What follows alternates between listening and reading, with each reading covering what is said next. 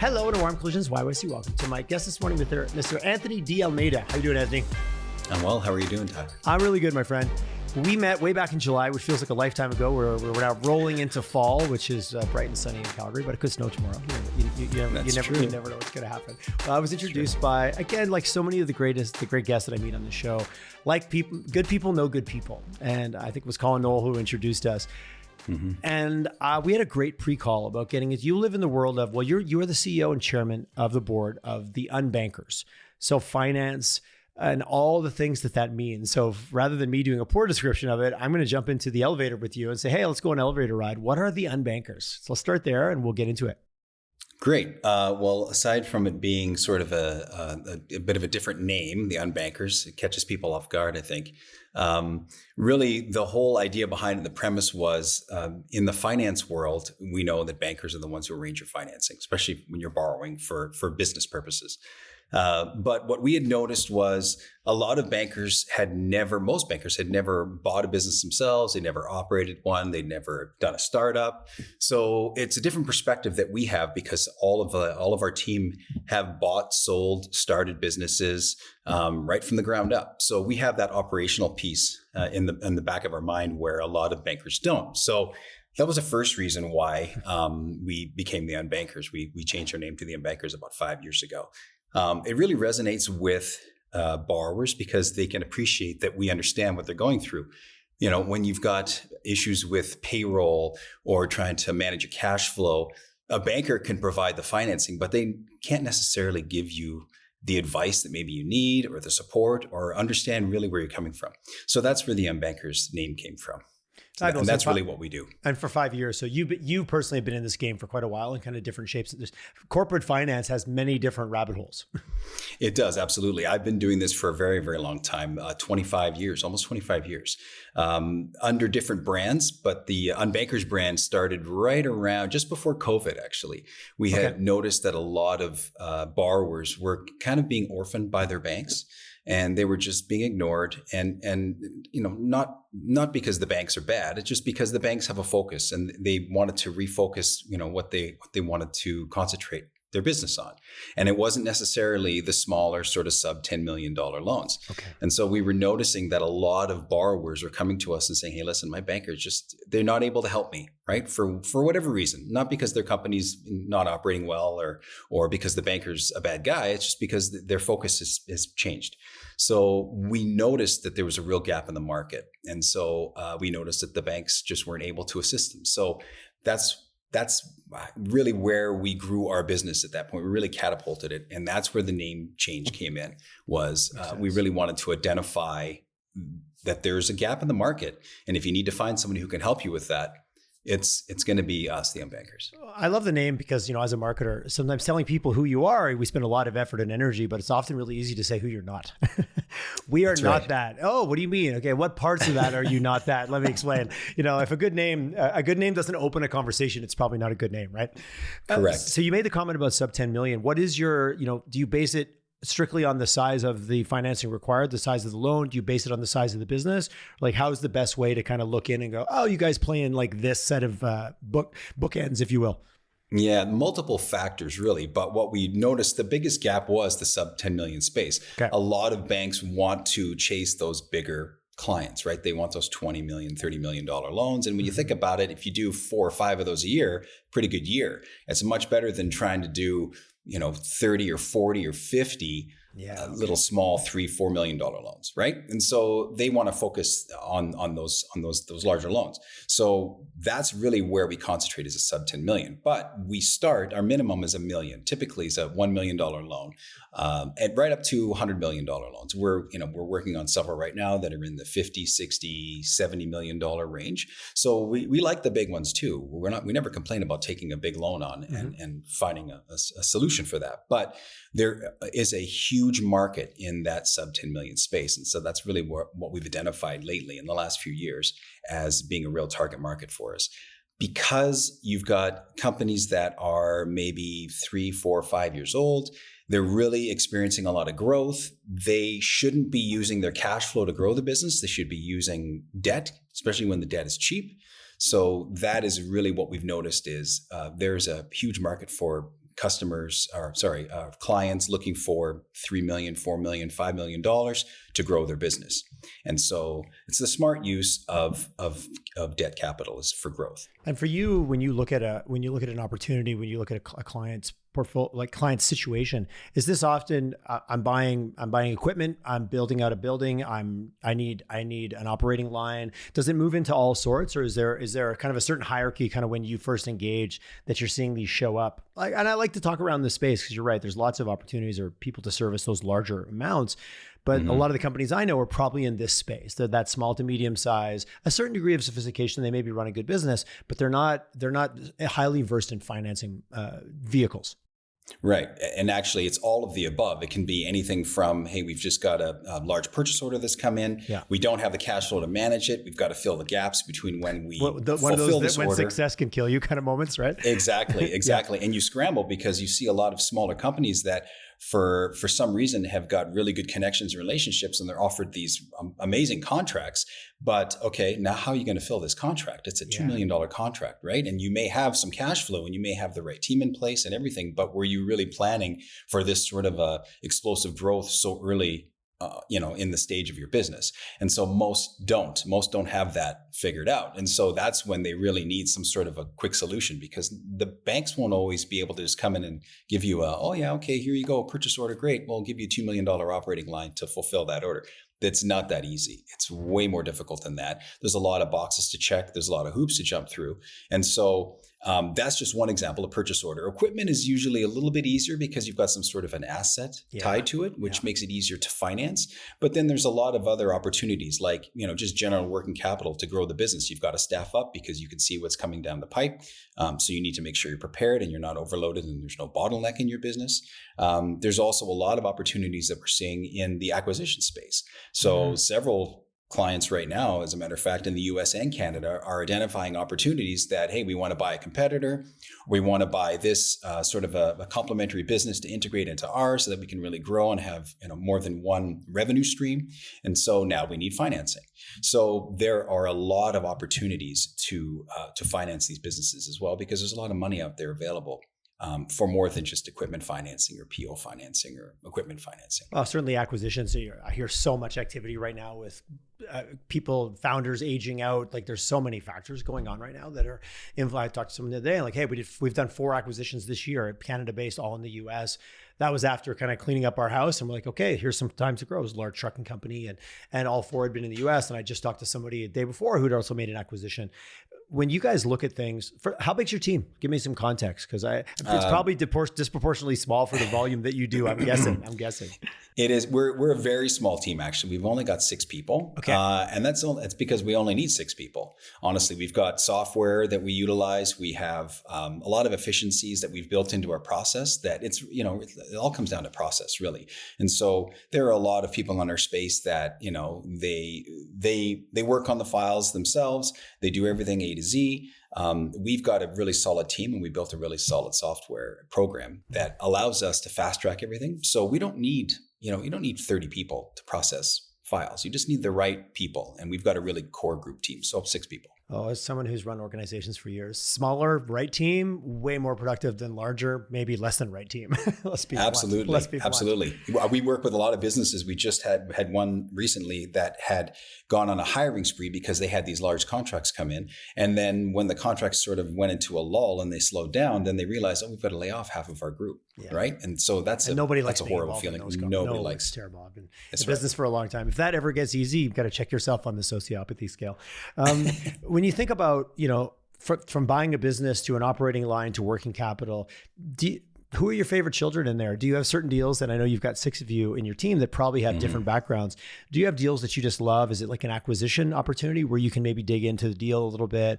I'm always curious about kind of what blows your hair back from the type of deal that you get to work on, being that you guys are taking an unbanker-like approach. Mm-hmm. It's a great question.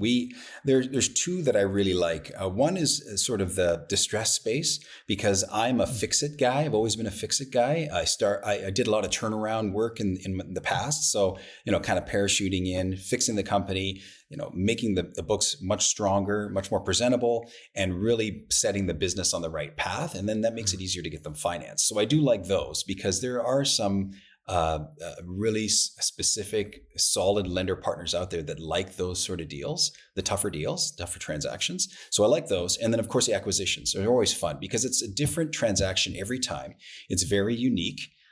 Doing things cookie cutter has never been good for my brain, and my team is very much my team works very well with sort of new industries and kind of going in and problem solving on stuff that they maybe have not seen before. Mm-hmm. So I do like acquisitions a lot because you've got multiple industries, multiple situations, multiple sizes. You're also kind of acting as a counselor sometimes because you're dealing with, you're dealing with a seller group that maybe, like you had mentioned before, is sort of aging out, doesn't know what to do, doesn't have anybody to take it over, no succession plans. So you really feel like you can make some headway with them, and you can really support them in achieving their goals and getting them out of the business and getting somebody else into that. So one of the most recent ones we did was out of Connecticut, and it was a family-run business, 35 years in business, and they didn't have children. So what did they do? They had a manager that took it over. And so we held their hand for almost a year ahead of time to figure out the entire process, the structure and everything, and how to put this thing together properly so that a bank would take it and finance it. And we're very happy to say that it was financed recently. So that's exciting because those can be really scary transitions. And I've run into a lot of people, and that COVID, I think, killed a lot of enthusiasm for certain individuals at certain age ranges that are like, I'm done with this journey. Yeah. But the statistics around companies that don't have succession plans in place, it's the stats you hear are pretty powerful in the scary direction. Mm-hmm. It's very high, and actually there are groups now. A lot of private equity firms have taken up this space too, where they're going in and they're just buying all these little businesses that are mom and pop companies or whatever. Well, the search fund model is really seems to get a lot of traction. I'm hearing that more. It makes sense when you kind of hear it laid out too, of like, well, yeah, perfect time, perfect solution. Absolutely. Yeah. And so, I think now they've identified this space. And so there's plenty of money out there to finance these as well, because there's so much growth opportunity. Once you take it from that level, that's really small business level, and you can catapult it into the medium-sized business, there's so much opportunity. So you're taking positive EBITDA companies, you're bolting them together with often smaller multiples but the sum of the parts equals a higher multiple. I know a few people that are doing roll-ups in different spaces, in the utility space and the private security space. I know a few guys that are doing that, and they're having pretty good deal flow because people are just ready for an opportunity, and it's often limited who's interested in those spaces because they're very niche or often very focused industries. Absolutely. Yeah. Private equity firms are really latching onto that as well, noticed. Well, they're looking at different ways to kind of augment their returns on investment too, right? Correct. They have mandates, and they have investors to appease also. Yeah. So are you the quintessential matchmaker in the middle of all these deals? Because you're not the PE, you're not the war chest, you're not the family office. You're the lender who probably deals with all of those individuals plus a whole bunch I can't even think of right now. Yeah, so part of that 25-year journey has been just building relationships. I like to call us relationship-based lending, relationship-based lenders, because that's really what we're doing. I'm not a transactional guy. I like to be involved as early on as possible and for as long after as possible that anybody will have me around. So we've done the same thing with relationship building with our lender. Yeah, sometimes people are like, okay, well, the deal's done. I'm out of here. On to the next one. Yeah. But, I enjoy watching people's journey, and I really like supporting the growth, obviously before, but after a transaction as well. I like to keep in touch with them. So, well, lending also has stages and phases, right? There's the acquisition lend. Then you get into we did land a big order. We've now scaled up. Like as a business owner that, it's kind of those, it's like the prenup, have a good relationship with your banker, your lender, your lawyer. It's all true, right? As a new business owner, take those relationships very seriously. It should never be a one and done, because you're always going to need money. If you're building your business properly, you're always going to need money. Right? That's a good way to say that. I like that. Yeah. So we have now 650 plus lender partners throughout North America, some in Asia, some in Europe. And so we've spent a lot of time building relationships with them so that we are a really solid matchmaker. And we have built a lot of trust with our lender partners. They like to see our stuff come in, the way we package it, the way we present it, the narrative we build. So we have a relationship with our lenders just as much as we have a relationship with our clients, because without our lender partners, ours. I joke that our name is the Unbankers, and even some of our lenders who are institutional, big banks, they joke too. They think it's funny. None of them are offended by it because they understand what we're trying to accomplish. And so we have to have a strong relationship. And most of them are probably pretty clear on the role they play versus the role you guys play, right? They know exactly. Yes, they know exactly. Yeah. Probably better than most, right? Probably better than most. Yeah. They take it in stride. They know, it's, they know their position on the team, right? They absolutely do know. So we have a great relationship. And so I would say we are a matchmaker. At some point we'll be controlling more of the lending ourselves. But for now we are matchmakers. And I don't like to use the word broker because broker is a very transactional word. Yep. It's, you're in, do you're the out, deal and then right off and do the deal and you're on to the next one. But we don't operate that way. No, our team is really built of some really good, solid people who are relationship-based people as well. So we've handpicked them all. Which in business, when you need that team, you need those phone calls that you can make, and then you'll get a call back in the next 20 minutes kind of thing. Before we get into, something we talked about on our call, which I really enjoyed, was being finance ready and not being as ready as you think you are. I want to get into that. Before we do, just a quick touch, pulse check. What is the lending market like right now? Is there lots of money looking to get put into play? Are things tight? Because you hear the media and you see the news, and we were joking offline about all my friends seem to be renewing mortgages right now, and everybody's like, didn't get the deal I thought I was going to get when I really push came to shove. What's the commercial side of that look like right now? Yeah, commercial, there's always money. There's never a shortage of money, right? It just depends on where they want to direct it. And sometimes lenders will change their tune. Hey, listen, we used to do this 6 months ago. We're not touching that with a 10-foot pole now.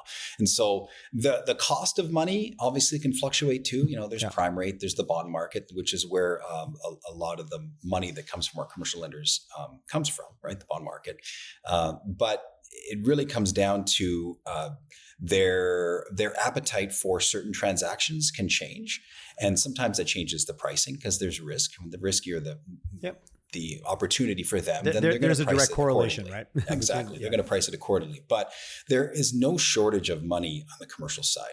There's actually, I believe there's a lot more money on the commercial side than there is in sort of regular residential type mortgage lending.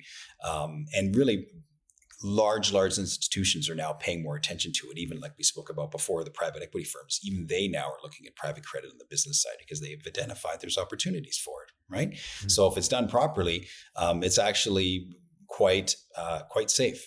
It's quite safe. To your point about doing your due diligence and being comfortable with the sector. Exactly. So I would say that the pricing of commercial financing is actually not as high as people think it is. Okay. There are different stages. There's institutional lending. We kind of use that sort of the top-down method with every client that we work with. If we can get them institutional lending, absolutely, because it's the most cost-effective. You're looking at, a 5% interest rate, for example. Or if they don't fit that criteria, that credit box, then we have to go to the next tier, which can be, sort of a secondary alternative lending, or there's a bridge lending, or then there's really like private lending, which is, private check writers or very, very private lending institutions. And basically your pool changes in size, but your interest rate of what you're going to pay to play in those sectors goes up accordingly, right? Exactly. Yes. Yeah. As we've all realized. Finance ready, like in something we talked about, and I'm going to quote you, where companies are not as ready as you're not as ready as you think you are. Talk to me about what you run into in that sector, and maybe give us a little bit of kind of maybe your experience. A few war stories always helps, but also kind of if you have a little bit of a playbook just off the cuff in terms of like, obviously I need money tomorrow. I should have started planning for it 6 months ago, right? Yeah. How do you look at that? At least 6 months ago. At least 6 months ago. Yeah. I would love to say 9 months ago. I mean, what I always say to people is I wish you would have called me 9 months ago. Right. But, what do they say? What's that old saying that, the best time to plant a tree is 20 years ago. The second best time is today. Yes. Right? I have been known to use that one quite frequently. So I love that you referenced that. Yeah. I love that one. It's one of my favorites. And it applies in so many different scenarios, doesn't it? Absolutely. Yeah. Yeah. But we'll play with, it's 9 months ago. Yes. What should I have been doing, Anthony, before I called you? Well, really what it comes down to is financial reporting is one of the most important things, and cash management, and people confuse accounting with finance, and they're not the same thing. Right. Yeah. And so the finance strategy of a business is not just, my bookkeeper comes in twice a week and we do this, we cut these checks, and then, that's that, right? We make sure that we pay the government and off we go. Well, that's accounting, right? But finance is understanding, well, where are we going to be and where do we want to be in 9 to 12 months from now? And how are we going to build towards that between now and then, right? Yeah. And so what we noticed a lot, what we do notice a lot is actually, I would say probably 75% of companies that we speak with don't have financial projections. They don't have any model, forward-looking model to understand where they want to be. Okay, if I gave you $5 million today, what are you going to do with it? Yeah. And how is that going to increase your top line revenue and then your profitability? Like, what is your plan? Well, they give me a verbal answer. Well, that's not, we need to see a model, because before we can get this in front of the right lender, we have to understand what you're thinking, where your head is at. And we want to make sure that you understand where this is supposed to go and how you're going to get it there. Because if you're just going to wing it, that's not going to work, right? Especially because of the way lenders now are looking at businesses and how they operate and how they manage their cash flow and everything. They want to be completely certain that you know what you're doing and you're going to be able to implement these plans. And so very rarely do we see a business that comes to us with a full package ready to go. Very rarely, maybe 20, 30% of the time. The rest of the time, they really need their handheld. And there's nothing wrong with that. That's why I always say, I would rather come in 9 months before you need the money, because then we can actually make sure that we're doing this properly. We can make sure that we help you build these projections, make sure that you understand where you're going with this. And then we can get you in front of the right lender. I always joke too that Noah built the ark before it rained, right? And so if we think along those lines, we have to understand that you have to plan long ahead. Don't call me when you got the PO for $2 million and now you need the money, because that's going to be trouble. Call me when you're at least pitching for that business, which is probably 90 or 120 days before. Exactly. Like part of the finance strategy is in the operations of your business, how are you going to finance it? Right. And so if you don't have anybody to bounce that off of, you're going to be scrambling, and nobody likes to deal with somebody who's scrambling or is chaotic or doesn't understand what they need to do. It screams red flag, right? Mm-hmm. Absolutely. We actually score things internally. And if you need the money in less than 30 days, that actually is not a red flag, but it's amber. Yeah. It's amber, right? Okay. It's amber. Yeah. And is that often a symptom of just being, oftentimes these are smaller businesses, like you said, they had a solid business model and they had a win because they had a relationship and it got them a deal, which often is how B2B scales. You knew somebody that got you in somewhere, you had a good offering, but often the leadership team tend to be working leaders. They're very hands-on in the business, and there just isn't maybe that level of financial acumen yet in the company. Yeah, I mean they're scrambling every day, right? From 5 a.m. in the morning, they got their shot of caffeine and off they go, and they're in survival mode. Yes, and so many businesses that we've worked with, even sort of going in-house and consulting to them and kind of prepping them, we see it every day. They're going 100 miles an hour, which is great. It's nice to see, but they're just sort of on that eat what you kill mentality every day. And they're not really planning ahead. Okay, what are we going to do in 3 months from now? And have we got this thing planned out? So you've got a mindset when you're an entrepreneur. Obviously, you've spoken to thousands of them, I'm sure. And entrepreneurs all have the same mindset, right? Well, I'll build the bridge as I'm walking across it. I can't sit here for 6 months and plan it out. Let's just go, and we'll do it as we're going through it. Okay, there's something to be said about that, because you're not dilly-dallying. You're not waiting around to make sure it's perfect. And I can appreciate that. But then you're going to need to be able to have people that can come in to support you while you're doing that, while you're building the bridge, as you're walking across it. You still need somebody to be handing you some tools, telling you, hey, it's not level. Like, you do need some of these people behind you, right? And when you're a startup or you're a very small business, you can't afford a CFO. You can't afford a consultant usually. So it's a real balance in trying to figure out how to navigate this on your own. That's one of the toughest things about being an entrepreneur, is how to navigate things on your own. And usually entrepreneurs are doing it on their own. And you often need them a little bit before you can. How have you seen the impact of the kind of the fractional CFO model? Have you seen that have a positive impact on those situations of, like, maybe I can't afford that $250,000 a year, but I can get you at a quarter time for 60 or 70 grand or 100 grand. Yeah. And I think that fractional services just in general have been very, very good for small business because it allows them to get access to these people who are very, very talented, know what they're doing, but they don't, like you said, you don't have to commit that $250,000 a year right out of the gate, right? I would say a business that's earning under $25-30 million a year probably can't afford a CFO yet or shouldn't have a full-time CFO, right? I mean, it all depends on the business. They still need windows of that level of sophistication. They do. Yeah. They probably need 15 to 20 hours a month, maybe, of somebody that can just say, okay, make sure that we're on the right path and you understand where we're going with this. And again, a fractional CFO is not an accountant. They're not a CPA. They are a finance professional. Well, the value is that person won't get sucked into that because they're only there for what they're there for, right? That is for the finance strategy. That is the risk. I've seen a lot of companies go, we're going to hire up. But then that individual gets so pulled down into the day-to-day because there isn't a team under them or there isn't somebody to do the quote unquote bookkeeping at the end of the month or whatever the case may be.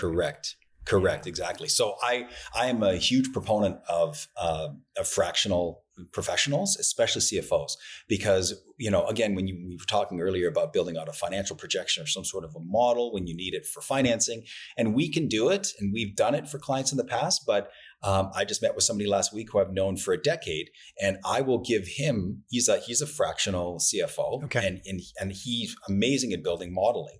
And so what I'll do is I'll say, listen, this company, does 10 million a year. Here's what they need. They need a projection built and they need a model built. I'm going to hand them to you. You build it for them.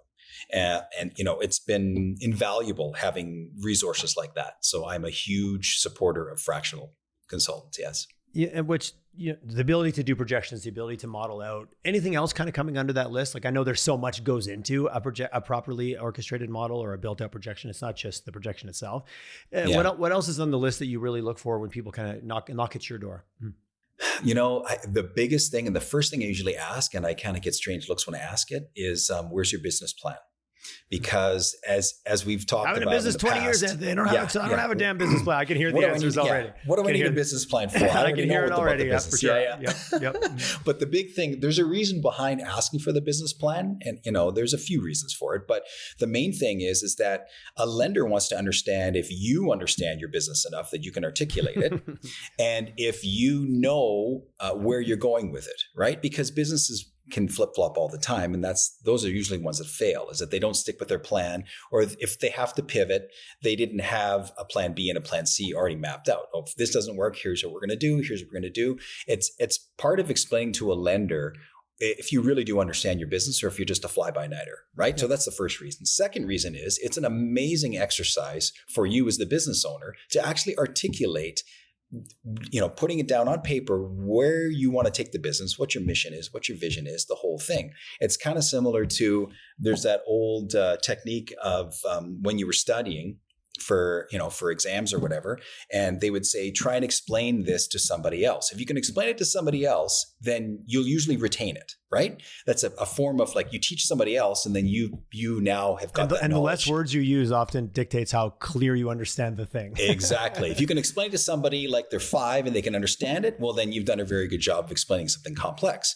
And so if you can articulate in a business plan or a summary what your business is, what your vision is, where it's going, where you're going to take it, how you plan on doing that, well, then now it's embedded in your brain, right? And so there's several different reasons why a business plan is so important. And so those are one of the first questions I ask somebody when we're doing our initial call or introduction or intake is, do you have a business plan? Do you have some sort of a summary that we can take a look at, right? Which makes sense why you've got that 6 to 9 months as your, an ideal state of affairs. Exactly. And are these things that, you then kind of steward or wrap up, or like if you have a solid business plan, would that be something that you put then right directly in your package when you go out to market to shop this around? We make it available to the lender if they want to see it. But we do take a lot of information from their business plan, because who can better explain their business than them, right? Yeah. And so for me to try to go in, learn everything I possibly can about your business in a short period of time to try and get you the $5 million that you need, it's probably easier for you to have a business plan that then I can take important snippets from and put them into our narrative. And then I can expand on that if need be. But it's yes. Because you're the quintessential translator of things, and you're going to relationships where you've got a lot of trust over the years. They want to also they need to and want to trust that you're bringing somebody to the table that you've kind of vetted to a certain degree as well. Again, I'm putting my own filter on it, but puts you in an interesting position because you don't keep those 20-year relationships by bringing forward bad deals. Right. No, exactly. And you have to understand which lenders are interested in what sort of companies and what they're offering and so on. And so you have to understand what the lender wants to see. You're absolutely right. You've nailed it. So if we just throw things against the wall, we get ignored pretty quickly by lenders. They'll say, "You're wasting my time, man. You're wasting my time." The last 10 companies you brought us didn't even fit for what we were looking, for our credit mandate. So why are you continuing to send us this business? So we've taken it upon ourselves, especially in the last 5-6 years, to really drill down and make sure that we understand that business and that we understand the lender that would want that business, that would want to lend and partner with that business, because it really is a partnership. Right. And so you want to understand. That old joke, you need to know what they all take in their coffee, right? Absolutely. Yeah. If you don't know what that partner takes in their coffee meal, maybe you don't really understand them. You don't know enough about them. Yeah, 100%. Any businesses that are kind of in the no-fly zone? There's so many. You talked about types of businesses or stages or phases, types of financing vehicles. But what about industries in general? Because there's, again, as many industries as you can say, shake a stick at these days. And some are emerging and some are trusted and some are maybe under pressure.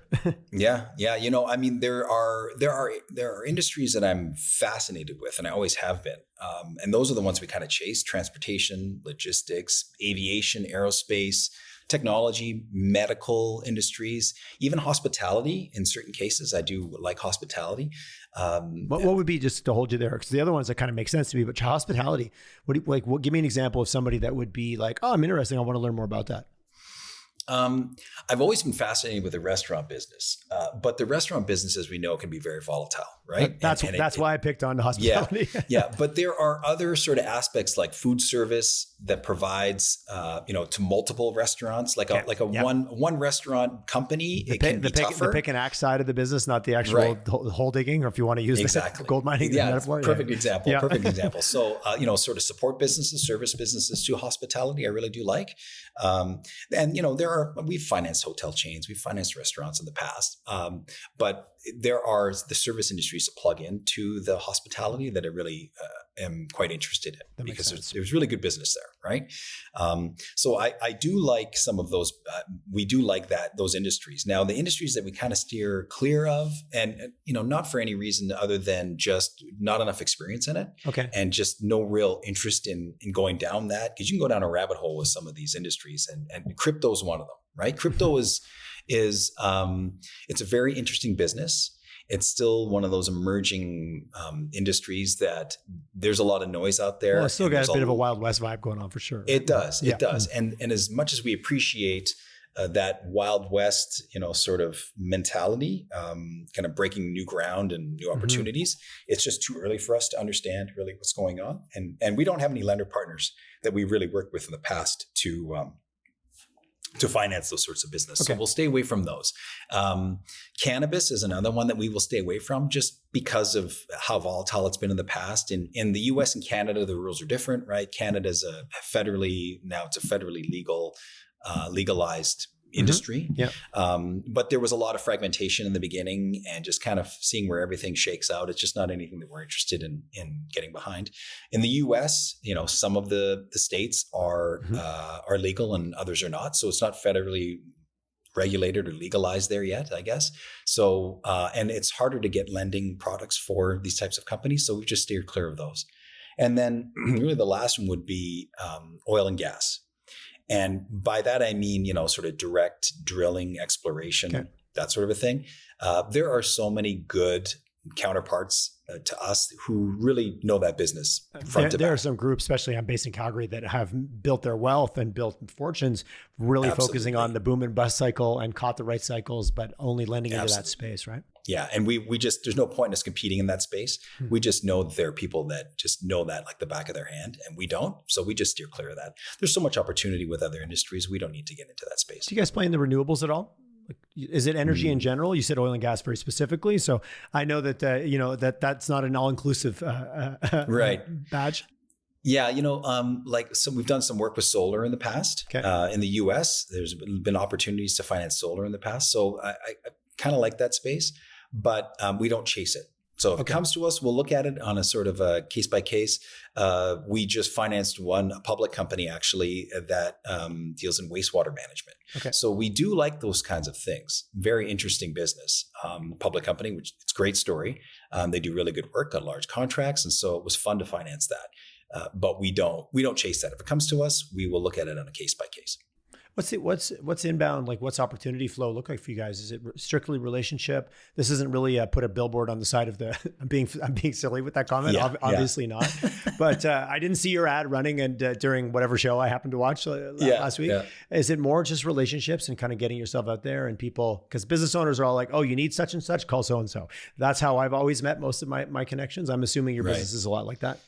Yeah, we actually, 25 years in the business, we've had a ton of clients in the past, and our database is very, very large. Our database is, I think, 35,000 people now in our database. So business owners, CEOs, CFOs, you name it. So we do get a lot of business from that. We've got referral partners all over the US and Canada. So they'll be, real estate professionals, insurance professionals, you name it. Mm-hmm. They'll send business our way. But then we also have relationships with bankers. Oddly enough, I know we're in the Unbankers, but a lot of bankers have identified that, hey, if this transaction doesn't fit for us, what are we going to do? We don't like to just say no to our clients, because if we say no to our clients and we don't offer them a solution, then they're going to go find another institution. They're going to take all their stuff over there, and then we lose this client completely. And there may just be a 12 to 18 month hiccup where they just don't quite fit that credit criteria right now with ABC Bank. So what do? So we have relationships with bankers who will just contact us and say, hey, listen, this client is not fitting right now. The ratios aren't perfect, so we can't get them financed internally. Can you go get them some alternative financing, get them some bridge, and make sure that they come back to us after? And that is something that's really helped us build solid relationships with bankers, because we're not here to steal the business away. We're here to just provide the support and the solution. And then they don't have to go to another bank later on. They can stay with that institution. They can stay with that banker, keep that relationship with that banker that they have. And we've just filled that gap for 12 to 18 months. And then they go back and carry on. And maybe that bank comes and takes them back now and replaces our bridge option. Right. And then off they go. So that's where we get a lot of our business from. So it sounds like, obviously, you're kind of a two-sided platform. It sounds like there's no shortage on either side. And I did hear you loud and clear. 25 years of relationships and earning that trust. That is something to build a business on. Absolutely. We're very fortunate and very grateful for the support that we have and the referral sources and everything. There is no shortage of, and we joke about this all the time, but there's no shortage of people looking for money. People are always looking for money, right? It's just understanding where they're going to get the money from, what kind of money they need, how much it should cost. And so that's where really kind of where we parachute in and support them. Quickly, but there's no shortage how prepared they are to ask for said funds, right? Exactly. So it's that whole relationship thing. It's not just a broker relationship. We're actually there ahead of time to walk you through it. Well, financing is a big life. Well, running a business is a series of life cycles, and financing certainly is very similar. Yeah, running a business alone is enough. So imagine adding finance into that. You're like, what am I doing? Yes, just another mountain to climb on that day. You do work on both sides of the border. Any differences? And again, I'm based in Western Canada and often talk to a Western Canadian audience, because I know Canada can be a little bit different side to side. But when it comes to your world and lending money and the businesses you interact with, any differences that you see that kind of stand out? Maybe some more just some based on fact and reality, others just anecdotal and, interesting observations I'm also open for. Sure, absolutely. It's a great question, because the U.S. mentality is very different than Canadian mentality, as we know, right? And so the U.S. side, and I'm a dual citizen, U.S. Canadian. So I grew up on both sides of the border. I've seen both sides of it, sort of a chameleon in that way. I'm very fortunate to be able to do business in both countries and work with both, Canadian and American business owners. Mm-hmm. And so what I've noticed is on the American side, for the borrower, they're far more aggressive and they move much quicker, and they understand, fee-based businesses and fee-based services and everything differently than Canadian borrowers do. Okay. Canadian borrowers are, it's a smaller market in Canada, right? Yep. 40 million people in Canada and almost 400 million in the US. So, it's a very different market. Yeah. Speed is not quite the same because the volume isn't quite the same. Like a small business in the US can be a $25 million business, right? Whereas a small business in Canada is a $5 billion business. Yeah, so true. They're very different animals. So on the borrower side, some industries, regulatory issues. I mean, we talk about tariffs and everything, which we don't have to get into, but you've got a lot of regulation in Canada where you don't have as much regulation in the US. And so you can do things easier in the US than you can in Canada. So it makes borrowing much easier. So on the lender side now, we've only got a finite amount of lenders in Canada, right? And let's just say, for sake of argument, there's 100 lenders in Canada. Well, in the US, there's thousands, right? Literally thousands. So you've got so many more options in the US, where if you are a US-based business and you have at least one American citizen that's a shareholder in that US-based business and a director or a managing director or whatever, you've got options that you wouldn't have in Canada. There's SBA options, there's government-backed stuff.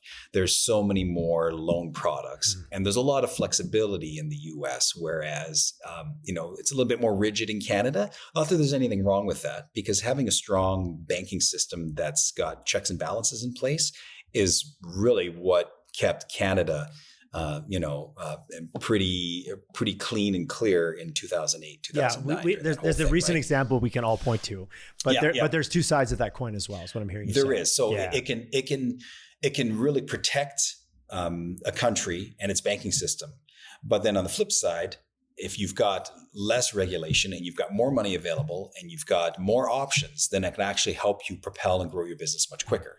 So I see both sides of it.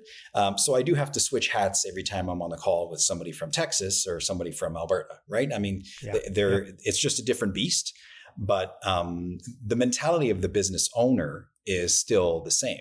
That never changes. They want to move their business quickly. How quickly can they do it? That's great. It's just, there's restrictions in the countries that prohibit them maybe from moving as quickly as they could in the other country. And it's not, and as you said about citizenship, so on and so forth, there's no easy feat of being a Canadian company accessing financing in the US without having any actual roots or boots on the ground in USA. Yeah, well, what's happening now is, especially in the last few years, is there are opportunities now to expand into the U.S. And I'm seeing a lot of Canadian clients, a lot of them, especially in Calgary, that are saying, hey, listen, I'm expanding into the U.S. I need to start an LLC. I need to get some financing. How do we do that? And so we're doing a lot more of that lately as well. We've got an affiliation with a company down in the U.S. that actually takes any company from outside of the US, and they will set you up as a US entity. So if you have a Canadian operation or in the UK or wherever it is you're operating from, they will actually set your company up, form an LLC, wherever you want it to be, Nevada, Wyoming, Delaware, they'll do it. They're the agent for you. They'll set up your banking for you. They'll set up all your tax information. They'll even do your basic bookkeeping for you. Push the easy button. Yeah. Absolutely. And then they hand them back to us and they say, okay, now go get them financed, right? They're ready to go in the US. So there are now opportunities to do that. It's still not as easy to do, to just walk over and, get financing in the US, but we're making it easier to try and get financing if you're going from Canada to the US. Vice versa too. And you're seeing that movement. Is there certain types of businesses or, any kind of personal and perspective on that trend of why you're seeing more, like you called out specifically Calgary-based businesses that are looking south of the border? Just sheer opportunity and market size. It is back to 400 versus 40. Exactly.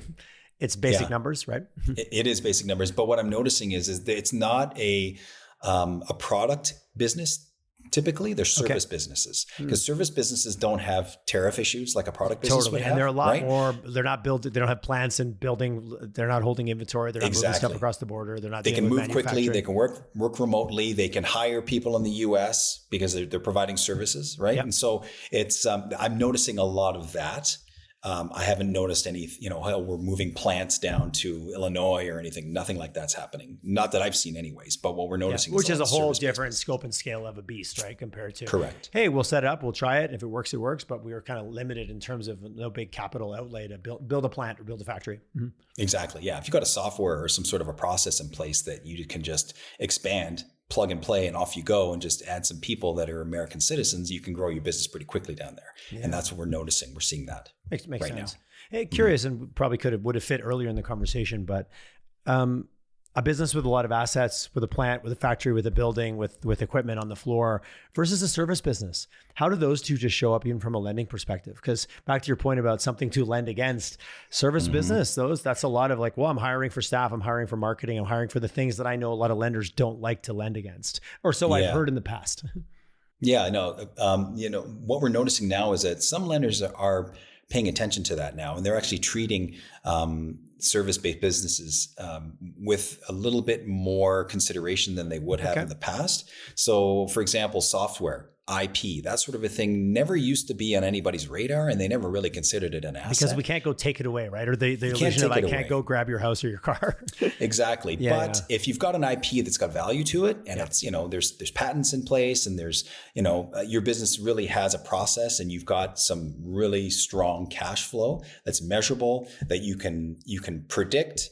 Back to the forecast, right? Yeah. Exactly. And especially if it's sort of a software as a service where, you're collecting subscriptions every month or something, or it's actually treated like a utility. Now you've got something that they can actually measure, right? And so when you look at that becomes an asset itself, the IP, but then also the cash flow. So what some people don't realize is that lenders will look at cash flow as an asset, right? And so you've got cash in the business, you've got cash flow, you've got recurring revenue. They'll look at that, and there's strength to that. So there's that side of it. On the other side, in contrast to that, you've got, like you mentioned, plants, equipment, that sort of a thing. That's easy. That's physical things, right? Hard assets. That's basic collateral, and that's what everybody wants. Everybody wants that. Everybody's fighting over that. That's just asset-backed lending, right? That's what that is.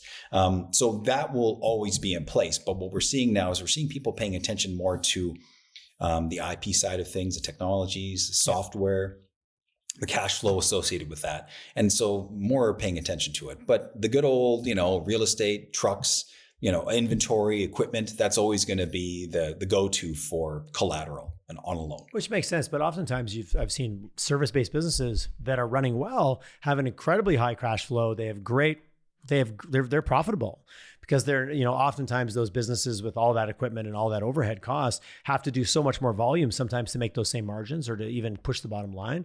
But there's more to lend against, which I know is a lot more traditionally looked at as safer, right? Right. But the world's changing technology-wise, as you commented, right?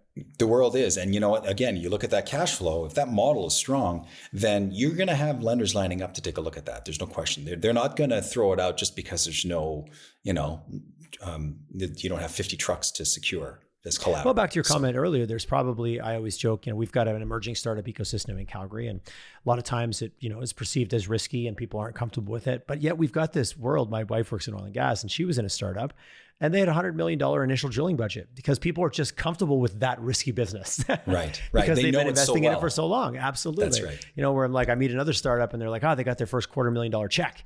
And I'm like, wow, the word startup can get thrown around really loosely depending on the level of comfort with the environment that you're in, right? It can, yeah. I look at a startup as a time frame, right? Yeah. Not anything else, really. It's, well, how long you been in business? Well, 6 months. Okay, you're a startup, right?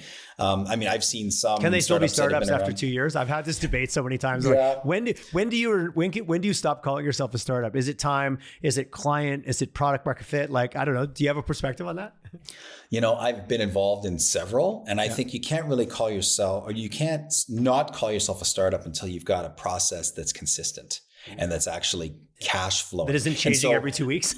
Exactly. Because everything is an iterative process in the beginning, right? And I know 2 minutes ago I said I look at a startup as something based on age, but now I'm going to put my own foot in my mouth and say that I think that it's probably more than that. Having been involved in multiple startups myself, you can have a startup that's been around 1.5 years, 2 years, and is still considered a startup because maybe they don't have consistent cash flow or whatever the case is. So, I like repeatable processes and which also means repeatable and predictable cash flow. Back to your forecast model. Absolutely. If everything has a model and everything can be predicted, then now you've got a system in place. And even if you stepped away for a week, it's still going to operate, right? It didn't burn to the ground. Yeah. Exactly. It's like, what do we do? Anthony's gone for 3 days and we can't get anything done. Well, now you don't have a process in place. That's not a business. That's a terrible thing. You just have to. Exactly. So I would also imagine for you guys, there's a certain maturity level that companies need to be at before. If not, they're accessing early stage, venture capital. Like that's not the space that you guys play in at all. Yeah, no, we are strictly a debt provider. Yep. So we'll only deal with debt. And typically what you'll see is generally the lenders, whether they're institutional or alternative lenders, they're going to want to see some historical. They just do. It's just nothing. There's no way around that, right? Like, what have you done? It's nice to see where you're going, but that's all fiction until you've can prove what you've done, right? So what have you done? Crystal ball stuff for sure. Yeah. So I would say as a general rule, we try to keep it to a 2-year minimum. Like you have to have been in business for 2 years, have 2 years of historical financials that can show that there's an increase. That show a positive direction up to the right. Positive direction. Exactly. Yeah. I mean, we've made exceptions in the past. And there's one amazing story that we financed earlier in the year where the guy had been in this industry for 15 years, just knew it like the back of his hand. One of the most impressive young business owners I had ever come across. And anybody I spoke to, I would say, listen, this guy is impressive. He's got everything modeled out. I didn't have to do anything other than take it, compile it, and put it in front of the right lenders. And it was done very quickly. And mainly because this guy was so switched on with the industry. He knew it front to back. And then he branched out on his own and he started this business about a year and a bit ago. So he was under that 2-year minimum, but he'd done such a good job and he had built so many amazing processes along the way. And his cash flow was consistent, within 3 months of opening the business, that I could actually get him financed with less than 2 years in business. And so that's a rarity. You don't see that very often, but I still think of that gentleman a lot because he is like the perfect example of a client who has everything ready to go. And so that was the exception to the 2-year rule. Generally, we won't look at anybody under that. What I heard out of that whole thing that I love the most, that maybe even goes all the way back to why you are the unbanker, is you treated that person like an individual and you actually unpacked their situation. You didn't just less than 2 years, sorry, door closed. And sometimes with banking, I think it feels that way. And you made the comment, if it doesn't fit all the minimums or it doesn't fit the algorithm when they punch it into their computers, where what I heard you say is like, no, like 15 years, not a newbie, clearly new to his own business, but was an expert in the space and had the models and the projections and the forecasts, made it really easy for you to go, oh, okay, I see why you're different and why I can now tell your story. That level of personalization, I think sometimes can be hard to find or feels that way, especially for small to medium-sized business owners. Well, I appreciate you saying that. I think part of it is that when you're in a banking structure, you're pretty limited. You could be a really good banker and understand where this guy's going, but if you can't get it past credit or underwriting, then it doesn't go anywhere, right? And so the beauty that we have in how we operate our business is that we don't have one set of rules, one set of banking criteria. We can deal with pretty much anybody. And so we're allowed to kind of go outside that window, that credit criteria ourselves and really drill down a little bit more. We can devote the time to it. We're not going to get in trouble for doing it because you're not getting your hand slapped at the end of the month when your files get reviewed. Exactly. Yeah. So, and honestly, those are a lot of fun for us. They're great stories to tell at some point. And it's just great to be able to help somebody that we knew should get the help, but maybe we're just going to be kind of left behind. And this person, for example, he was dealing with two other major banks in Canada, and they just couldn't help him. And so then what do you do, right? Just, sorry, can't help you. Call us in 9 more months when you're now hit that 2-year mark. I like that you used the word couldn't. It's not that they wouldn't help, but the way that they were set up, they just couldn't. Like to give them the benefit, to give them the respect of the fact that they have a model that it's such the large scale of those organizations. You as the individual loan officer or person, the face of the bank, isn't really making those decisions, right? That's right. Yeah. I mean, your hands are tied unless you're, the president signing just off. Just to give the bank a little bit of props for being the bank. Absolutely. They get thrown under the bus on a regular basis. Let's be honest. They do. I would say the banks are probably 50% of our lending partnerships are institutions. They're banks, right? In the US and Canada. And so I've got amazing relationships with all of them. And I appreciate all the work that they do, but I also appreciate that they're pretty limited in what they're allowed to do, right? You're just not allowed to do certain things when you're at the bank. So then what do? Then you're pretty much stuck. So, it takes somebody like me who is a little bit stubborn and maybe tenacious. I was going to say tenacious, Anthony. Well, I'll take that. Somebody who doesn't like to take no for an answer and doesn't have to follow a specific strict guideline. I can just keep pushing. And anybody who knows me knows that I'm stubborn and I guess tenacious, we'll use your well, word. I'm in marketing. I like, I like rebranding things as that's I think stubborn works too. Same filter applies with dealing with banks in the US versus banks in Canada. Cause we got a pretty limited, I don't want to use the word monopoly, but we've got a pretty tight little group here versus in the US, there's like a bank in every town. It feels like sometimes. So I would say there are 10 banks on every block. In the US, it's a very different atmosphere down there. So, dealing with all these different banks and bankers, actually, you have to really know their products and their services because some of them are very unique to others, right? I mean, most banks follow a certain credit criteria, but there's others that will only do this type of lending or this type of lending or whatever. So you really have to kind of understand the nuances between these banks. But relationships with them are just as important. And I've been known to push a few down there as well and just say, hey, listen, I really think you should be championing this loan. I think you should be putting it to credit, underwriting. Can you push it for me? Can you make it happen? And so, I've been able to push a few through in the US as well, but they can appreciate in the US, they can appreciate somebody who's a little bit more aggressive and pushy. And I tend to be from time to time. And so, that's when you pull out that US passport. Exactly. Hey, listen, I'm not just some foreigner here. Pay attention. Right? And so I'll rattle the chairs. I'll push the desk over. No, totally. I'm not afraid of too many people. And if you say no, you say no. But I always tell people, if you never know unless you ask, right? And you never really know unless you push. So I push as much as I can until they say, okay, Anthony, that's enough. We're not touching this one. Call us next time.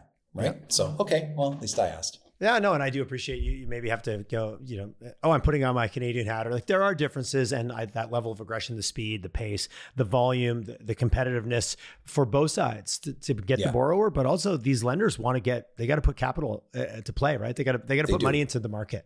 So, dealing in an environment where you've got higher volume and a little bit more competition on both sides, everybody sharpens up, right? Everybody maybe calls you back a little bit quicker, which I kind of like that. I like a little bit of pressure from the outside coming in.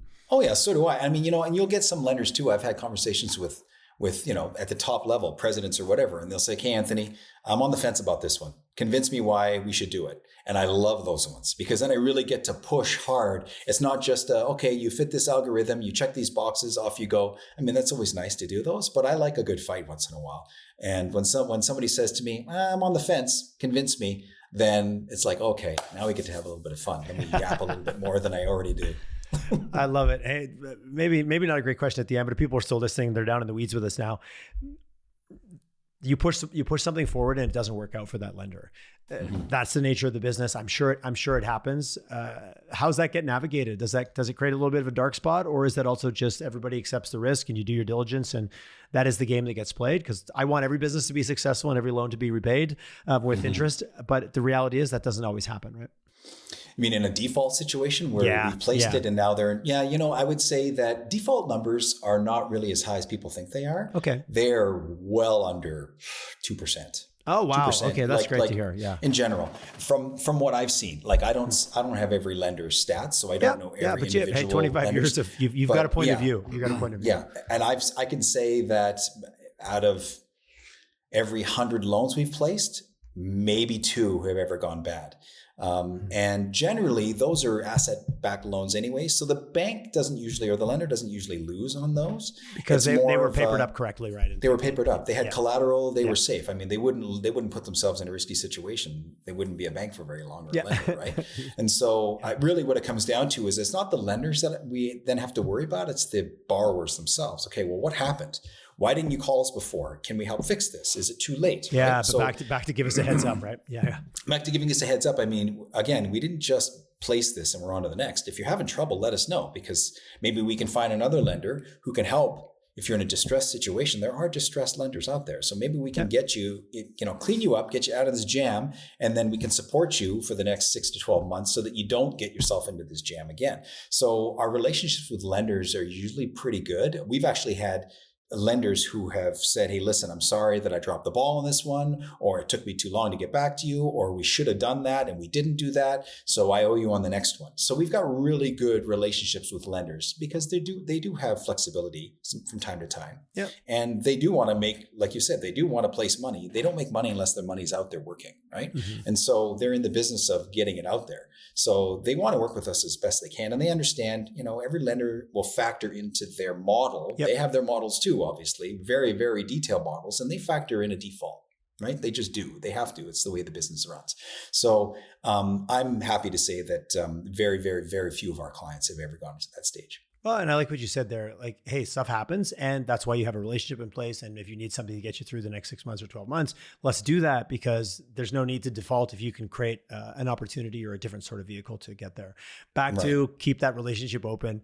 And when you sign when you say yes at the altar, it's yes to a good lawyer. Yeah. It's yes to not going to bed angry. Like, those things are all true. It's a long-term relationship. Absolutely. Marriages, because there's good marriages, there's bad marriages, but the good ones tend to last. Why? Because there's good communication. That's right. It's like with anything, right? Like partnerships and everything. I joked in the beginning that you kind of play a counselor from time to time, because you notice that some people don't communicate very well. They're very poor communicators within the company. The myth of communication is that it happened, right? Yeah. That's right. But I told them, I'm sure I said, I'm like, but did you like, who used what words? I know I think those are also things you learn just when you're in business for a while. You're like, I'm going to reiterate this again, because I am not sure if I was clear. Exactly. Anthony, I really appreciate the dialogue. I love the service and the value that you provide in the market. I think is so critical. And some of our comments earlier about so many versions of businesses scaling, rapid growth, people aging out, acquisitions. Like, money moves it all around, and I think we're in such an interesting time when I think there's way more opportunities than there is downsides right now. But to your point, very little of it doesn't move forward without some degree of funding somewhere. That's right. Absolutely. You can't do it all on your own. And if you think you can, then maybe that's the first thing you have to come to the realization of is this is a group effort, right? And you need more than just yourself working 24 hours a day to do it. As fun as that sounds. It's not. I've done it. I'm sure We've you've all done been it. there. It's not. Yeah. I'm not doing it right now, and I have no intentions of going back there either. I'm like, no. I've got to the point in my life where I'm like, no, I'm just going to help. Ask for help. Get people to help me. It's stages and phases. Absolutely. That's right. Anthony, if people want to get a hold of you guys, like the Unbankers.com, pretty straightforward. Your website's informative. You got a bunch of information on there. If someone wants to reach out, are you a LinkedIn guy? Do you have any? What's your preferred form of smoke signals out there? I've got pretty much every social media platform. So we've got a YouTube channel. I've got Instagram, LinkedIn, of course, Facebook, X. I think we're even on channels. Okay, amazing. All the channels. Yeah, but I see Facebook, LinkedIn, contact, and Instagram on the bottom of your site. So it looks like you guys make it very easy for people to get a hold of you. And what I've heard is reach out, have a conversation with me, because that's how it starts. It never hurts to have a chat, and we're always open to have a talk with anybody who's looking for financing. Anthony, thanks a lot for the conversation today, and thanks for sharing. I appreciate it. Thank you. I appreciate the time. Good chatting.